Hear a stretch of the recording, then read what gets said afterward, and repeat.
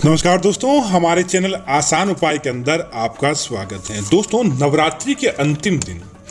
ऐसे होते हैं जिसकी आप कल्पना नहीं कर पाते, क्योंकि दोस्तों नवरात्रि के अंतिम दिनों के अंदर हमें पता चल जाता है कि हमने 9 दिन के अंदर जो माता रानी की भक्ति की है, माता रानी की पूजा आदि अनादि कार्य करके माता रानी को प्रसन्न किया है। लेकिन दोस्तों, क्या माता रानी हमसे प्रसन्न हुई है या माता रानी हमसे नाराज है और हमारी नवरात्रि की पूजा का परिणाम हमें कैसे मिलेगा? दोस्तों, नवरात्रि के अंतिम दिनों के दौरान हमें यह मालूम चल जाता है घर के अंदर ही कि नवरात्रि के अंतिम दिन अर्थात कि अष्टमी या नवमी या विजयादशमी के दिन अगर हमको दिखाई देते हैं ये संकेत, तो हमें समझ लेना चाहिए कि माता रानी हमसे खुश है या माता रानी हमसे दुखी है। और यह संकेत दोस्तों जो कोई व्यक्ति समझ जाता है उसके जीवन के अंदर किसी भी प्रकार का कोई दुख दारुण्य नहीं रहता है। तो दोस्तों, आगे बढ़ने से पहले आपसे निवेदन है कि वीडियो को पूरा और अंत तक देखें और साथ ही साथ वीडियो को लाइक और शेयर जरूर करें ताकि माता रानी के दरबार के अंदर आपकी हाजिरी लग जाए। अब बात करते हैं उन संकेतों की कि ऐसे कौन से संकेत होते हैं जिनके माध्यम से आपको पता चल जाता है। दोस्तों, नवरात्रि के 9 दिन कोई व्यक्ति पूजा करता हो या न करता हो, लेकिन नवरात्रि के अंतिम दिन अष्टमी को व्यक्ति जरूर पूजा करता है और अष्टमी की पूजा का उसको उसके जीवन के अंदर लाभ भी प्राप्त होता है। तो बात करते हैं कि पहला ऐसा कौन सा संकेत है। दोस्तों, नवरात्रि की अष्टमी की रात को अगर आपको पहला ही ऐसा स्वप्न आता है कि आपको स्वप्न के अंदर माँ दुर्गा सिंह पर सवार होकर आती दिखाई देती है या फिर माँ लक्ष्मी आपके घर के अंदर आपके द्वार पर आती दिखाई देती है या आपको स्वप्न के अंदर मां देवी के किसी भी रूप के दर्शन होते हैं, तो समझ लीजिए कि इस अष्टमी के बाद आपके जीवन से जो अंधकार था वह हटने वाला है। इस अष्टमी के बाद आपके जीवन के अंदर किसी भी प्रकार का कोई दुख दारुण्य नहीं आने वाला है। यह बहुत बड़ा संकेत होता है आपके भाग्योदय को लेकर, आपके जीवन बदलने को लेकर और साथ ही साथ आपके कार्यों को करने को लेकर। इसी तरह दोस्तों, अष्टमी और नवमी का दिन होता है, महानवमी होती है और अष्टमी होती है, तब सबसे ज्यादा छोटी कन्याओं को कंजक को भोजन करवाया जाता है। लेकिन दोस्तों, इसी समय आप कहीं विशेष कार्य हेतु जा रहे होते हैं, आप किसी कार्य हेतु जा रहे होते हैं या आप अपने घर से बाहर निकलते हैं और आपको सामने से कोई छोटी कन्या आपके घर के अंदर आते हुए प्रवेश करती दिखाई दे और गलती से भी हो अगर वो आपको 1 रुपए का सिक्का या ऐसी किसी प्रकार की कोई चीज दिखाई देती है, तो समझ लीजिए कि माता भवानी आपकी पूजा से निश्चित तौर पर प्रसन्न है और आपको आपकी उस पूजा का परिणाम अब मिलने ही वाला है। और माता रानी की कृपा से आपके घर के अंदर, आपके परिवार के अंदर अब किसी भी प्रकार की कोई समस्या देखने को नहीं मिलेगी। बहुत बड़ा यह संकेत होता है।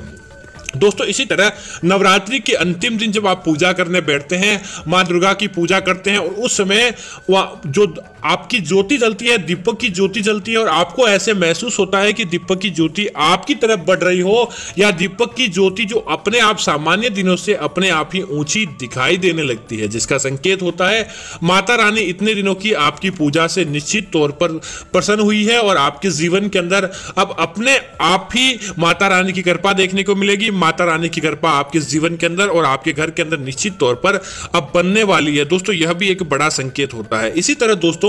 अगर नवरात्रि के अंतिम दिनों के दौरान कोई मेहतर होता है, जैसे कि आपके घर की साफ सफाई करने वाला होता है और वह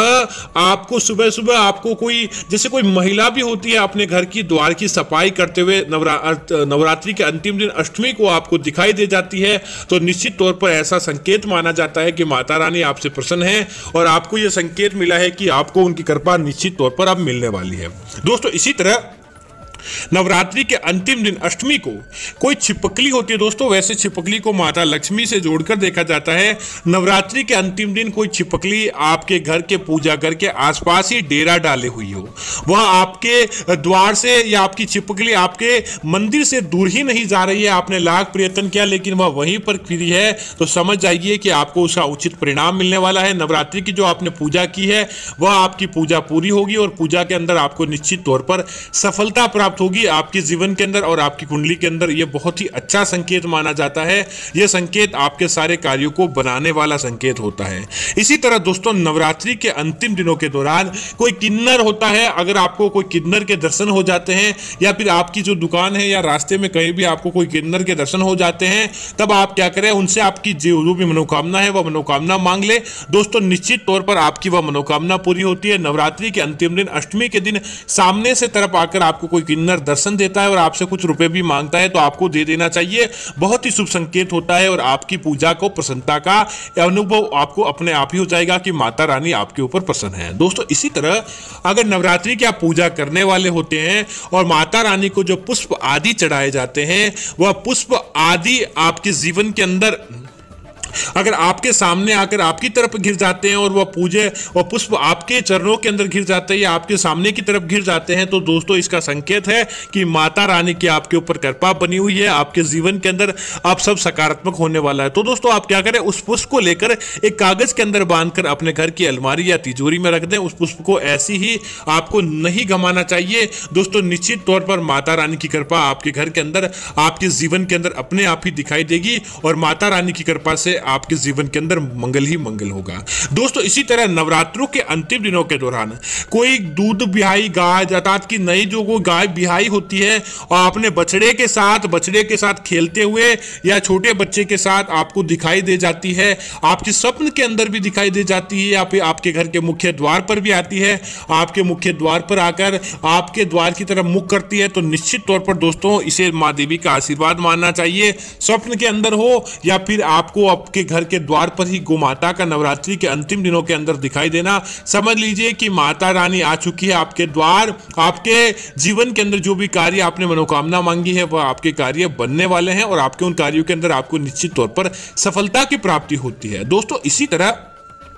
नवरात्रि के आखिरी दिनों के अंदर कोई व्यक्ति आपको लड़ता झगड़ता हुआ दिखाई दे जाता है। दोस्तों यह तो हमने आपको शुभ संकेत बताए थे, लेकिन अब कुछ और अशुभ संकेतों के बारे में भी बात करते हैं कि नवरात्रि के अंतिम दिनों के दौरान आपको कोई व्यक्ति लड़ता अगड़ता दिखाई दे जाता है तो तुरंत प्रभाव से वहां से आपको हट जाना चाहिए। उस लड़ाई के अंदर आपको शामिल न होना चाहिए और ना ही उस लड़ाई को आपको देखना चाहिए। दोस्तों ये आपके परिवार के अंदर किसी भी किसी तौर से अशुभता के संकेत होता है तो आपको सावधान रहकर वहां से हट जाना चाहिए। किसी भी लड़ाई के अंदर आपको नवरात्रि के अंतिम दिनों के अंदर भाग नहीं लेना चाहिए ताकि आपको किसी भी प्रकार का कोई दुख दारुण्य देखने को नहीं मिले। इसी तरह दोस्तों नवरात्रि के अंतिम दिन अगर कोई काली बिल्ली आपके मुख्य द्वार पर आकर रोती हो, रात्रि को रोने की आवाज निकालती हो, इसका मतलब है कि पूजा के अंदर आपकी किसी न किसी तौर से गलती हुई है आपकी पूजा के अंदर। तो आप क्या करें, माता रानी से समूचा आशीर्वाद प्राप्त करें और माता रानी से कहें कि मेरे से जो भी गलती हुई आप क्षमा करें और माता रानी के नाम का आपको अपने घर के अंदर एक जगराता लगाना चाहिए। निश्चित तौर पर दोस्तों आपके ऊपर से जो भी काल होता है